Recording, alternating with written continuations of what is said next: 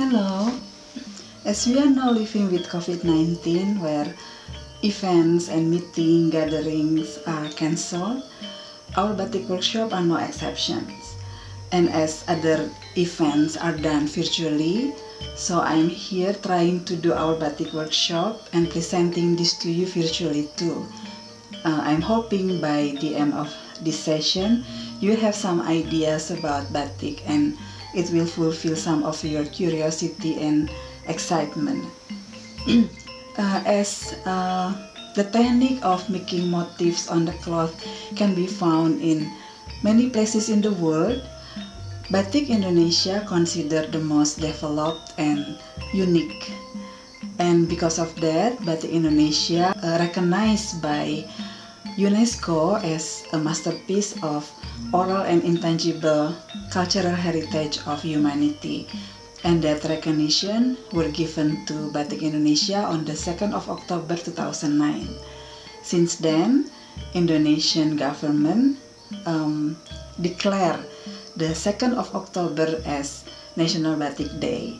And on that day, Indonesian people, not only in Indonesia but all over the world, will wear their best batik, and you will see how beautiful and rich in motifs and colors batik is.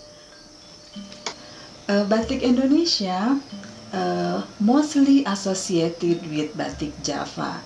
That's because Batik Java is the roots of Batik Indonesia. As far back as you can find the documented history about Java, we will see how Javanese people wear batik in not only in the special occasions but also in their daily lives as part of their fashion.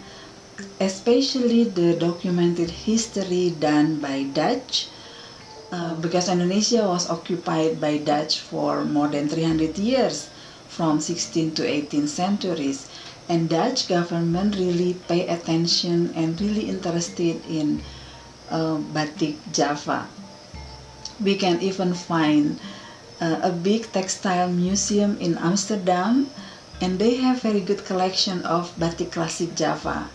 But of course, you also go to Yogyakarta and Solo, where Batik is centralized in Java. You can find some of the good big museum of batik that has very good collection of batik classic and batik modern.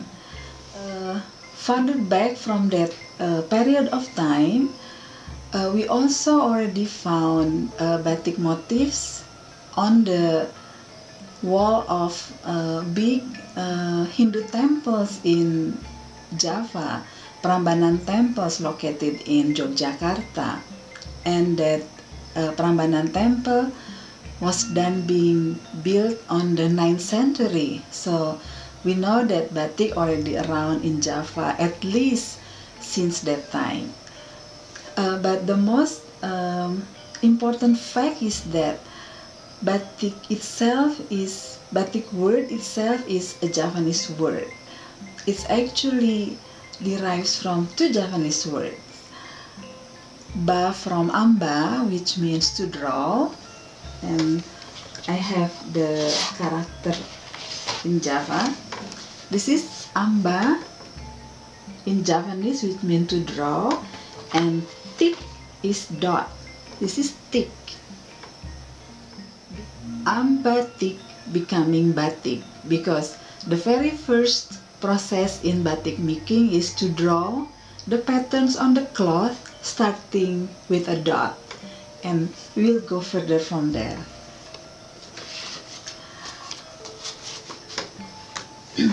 Now with the modernizations and opening up more regions in Indonesia, so trades becoming spread all over Indonesia and easier transportation, people move from one area to the other, and so did Javanese people.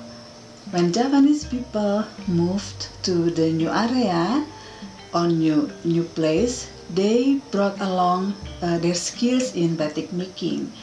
And when they stay in the new place, they will adopt the traditional local color and motifs. So then we have now batik Kalimantan and batik Palembang in Sumatra, batik Bali. We even have batik Papua, and Papua being the youngest state in Indonesia. That's how batik Java becoming batik Indonesia.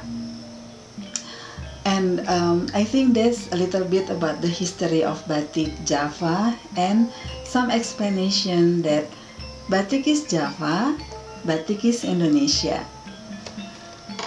Now we will go further to the batik making process. We will go to the preparation of materials and tools. Since the definition of batik is Indonesian technique in making motifs on the cloth with wax resist dyeing, so the first thing we will need is cloth. Originally, the cloth that available when batik started to be invented was the natural cloth, and that was cotton. What we need, a clean and good quality of cotton, because the clean and good quality of cotton will absorb the hot wax all the way through, and it will take the coloring agent very well. So we will have the end product that has the motif that's very sharp and the color that's like what we expected. We have to have it clean, because if we have a cloth that has other materials or dirt or debris, the hot wax cannot penetrate all the way through, and it will not result in the good motifs. We also use other natural cloth like silk, but nowadays we also make batik on any kind of materials. Next, we will need wax. Naturally, we will use wax that we can find in the nature, and that will be beeswax. The beeswax that we use for batik making will come in the block like this, and the color is amber color, light brown, and we can keep using it over and over again, and it will becoming darker color, brown, darker brown color. And when we decided to finish using the recycle wax, because it's too much debris in it, we can just throw it back to the nature, because it is very safe environmentally. And beeswax has the right melting point temperature, and it has the right thickness for making for using in batik making. Nowadays we can use other types of wax, and the very common one is paraffin. That's because paraffin can be found easily in the market with the much lower price too. But paraffin has a higher melting point temperature, so it will becoming very liquidy, and it's thin. So it most of the time it will not do a good job in blocking the coloring agent. Then we compromise with mixing the paraffin with the beeswax, so it will give the better result, and it will the cost more affordable. We use also other kind of wax, which is soy wax. Soy wax has lower melting point temperature, and I like to use soy wax when I work with young children, because it will make everyone feel comfortable, because we are not dealing with too hot stuff.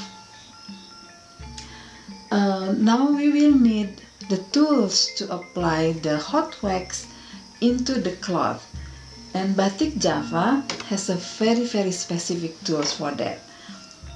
This is Tjanting. This is the special tools that Batik Java used. Looks like this. Tjanting itself is Javanese word for a container that has spouts, and Tjanting has the handles for us to hold on, and it has a container as a reservoir for the hot wax, and it has a spout to channel the hot wax into the cloth.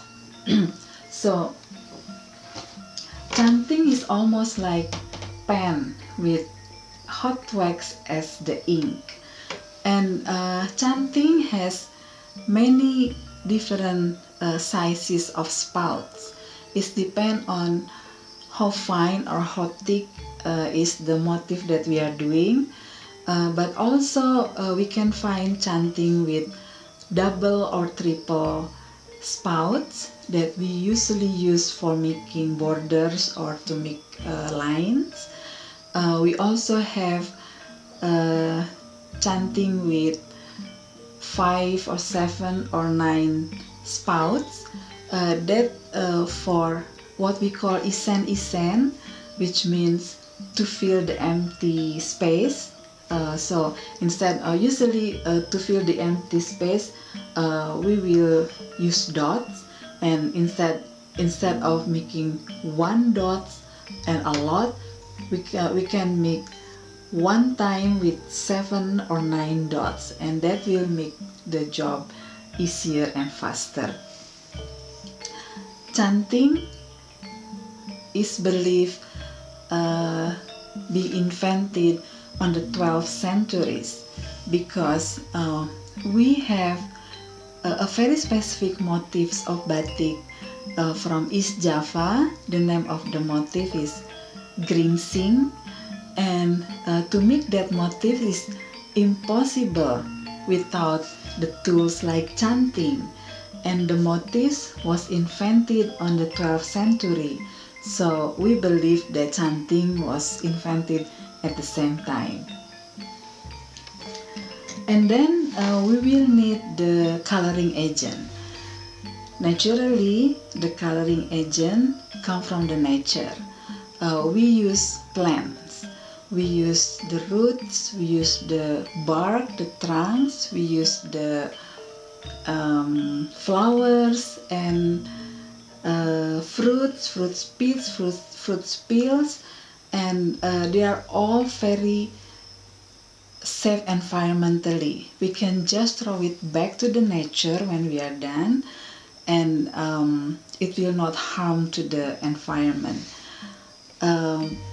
We now can find the artificial color, and the artificial color was introduced to batik making around the mid of 19th centuries by trade, and color come in a very wide range of color you can think of, and it's come in a brilliant, vibrant color, while the classic color usually very dark color.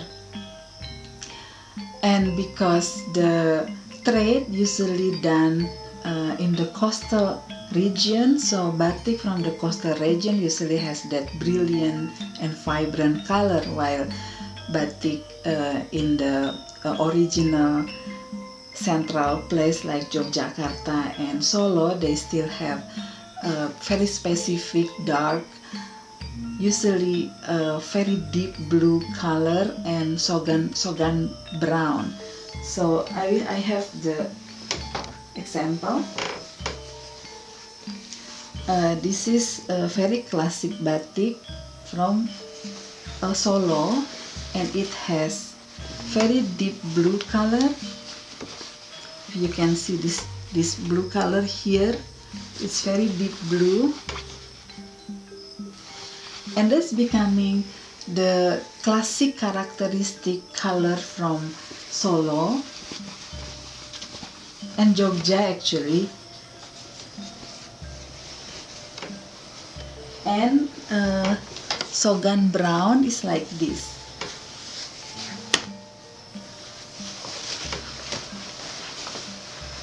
This is the Sogan brown color.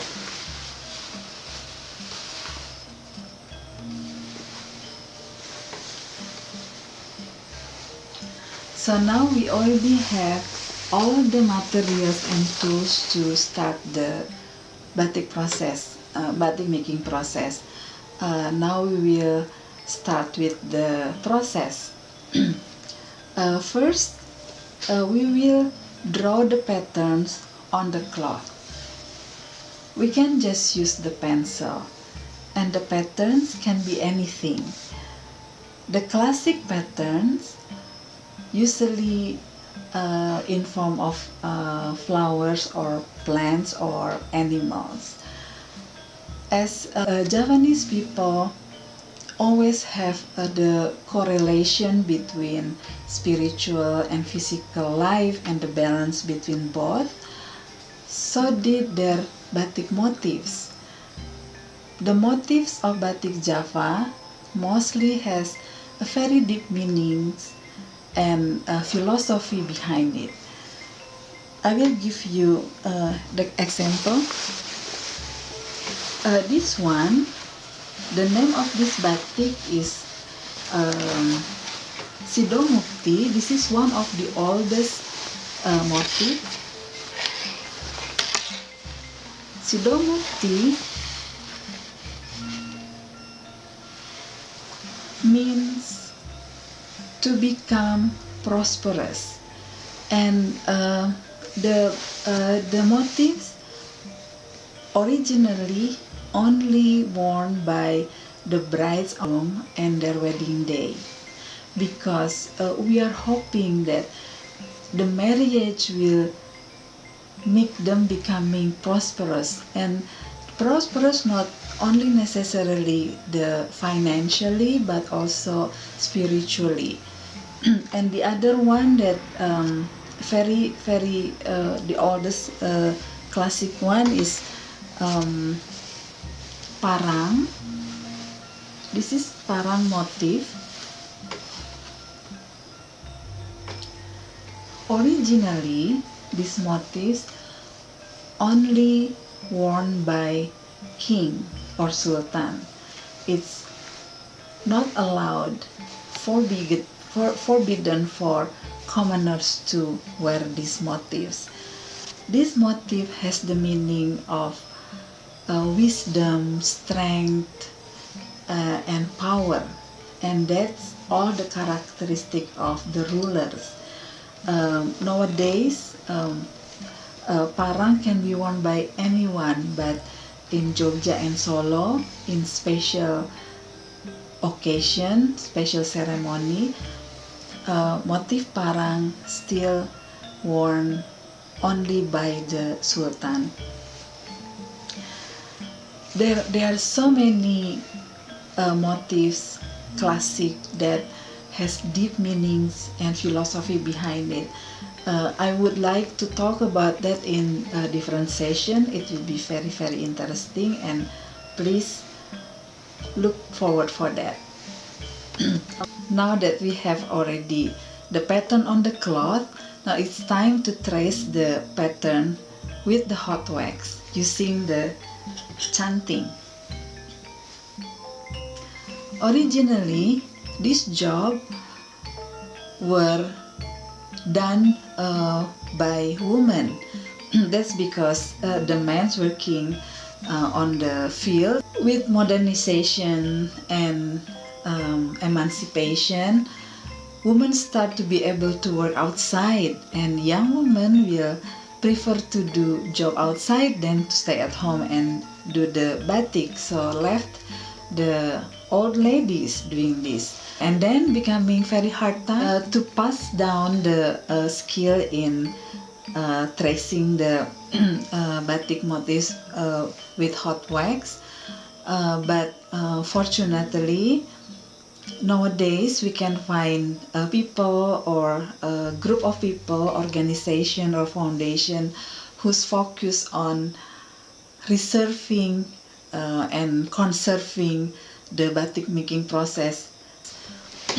So then when we already have the cloth with the hot wax on it, it's time to color it. The process of coloring the batik is to dip the cloth into the liquid of coloring agent. It's supposed to be the cold liquid, and as many color as we are doing in one cloth, that as many times the process will be repeated. Each time we will use one color. So the original batik Java called batik tulis. Tulis means handwritten because the whole process were done by hand. To produce batik tulis can be very labor and time consuming. Consequently, the price of batik becoming high while the demands on batik becoming higher and higher. So the batik maker tried to find a way to cut the cost and to cut the time of producing batik. The first thing that were invented was stamp. This is batik stamp. Batik stamp made from copper, and it already have the motifs that we will be doing in the on the cloth, and the motif can be anything. I have two samples. This is the parang motifs, the classic one, and the other one is this is more modern motifs, but very fine motifs. With the stamp, we only need to dip this into the hot wax and then stamp it on the cloth repeatedly. So with this way, we already cut the process of drawing and tracing with the hot wax. So the process becoming much faster. So the batik that done with stamp, we call it batik cap. Cap means stamp. So we already have batik tulis, and then we have batik cap. But the demand on batik is still higher, and even with batik cap, the price is still high. So then we invented more method in making it faster and easier, and then we try to make the process in coloring becoming faster. Then we have what we call batik colet. Colet means to brush. So batik colet, the process is almost like painting. So we can just paint the color that we need to be done in the cloth with brushing with the brush and any color that we need. And we can see in here, this is batik colet.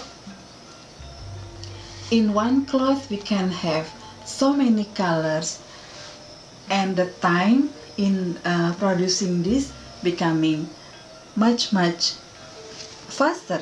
So now we have batik tulis, batik cap, and batik colet.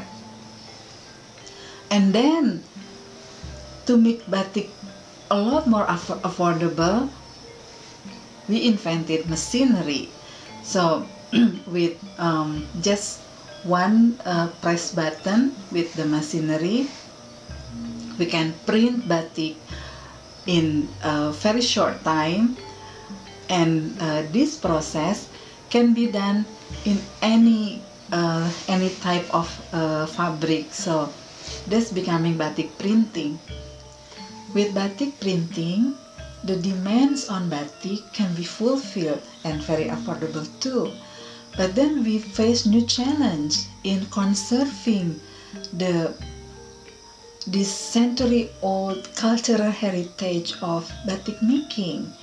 But fortunately nowadays, there are people, organization, foundation whose focus in conserving this art.